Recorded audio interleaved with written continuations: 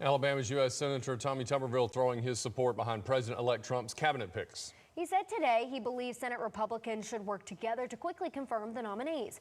News 19's Kayla Smith joins us in the studio with more about what that transition may look like. Well, Tuberville mentioned RFK, Pete Hegseth, and Matt Gaetz by name today, saying he believes these cabinet nominees will work hard for the American people and that work will benefit Alabamians. Matt is a highly qualified nominee with almost a decade of experience in Congress. He's been on the Judiciary Committee. He is a warrior for the Constitution. Some members of Congress have voiced displeasure at Trump's pick for U.S. Attorney General, but Senator Tuberville says he believes if the DOJ had proof of former Representative Gaetz' involvement in an underage sex trafficking scheme, he would have been charged already.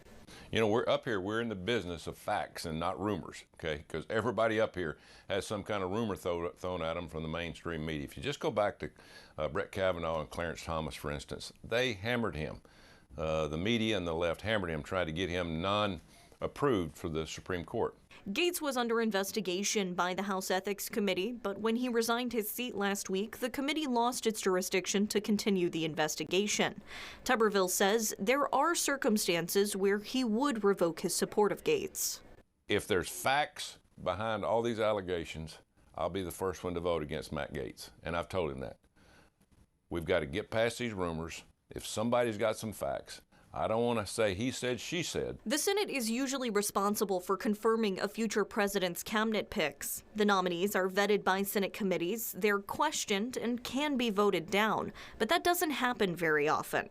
Tuberville says Senate Republicans are prepared to work with Trump's transition team to confirm the nominees as soon as possible. Now's the time to put up or shut up. We have to give President Trump his team. I mean, at the end of the day. And they can't be deep state. They can't be shadow government. They have to be people that believe in this country. I promise you, we're not going to put anybody, I'm not going to vote for anybody that's not qualified, that I don't think will work hard for the people of Alabama. Trump has said he's considering using recess appointments to circumvent the Senate's role in the confirmation process.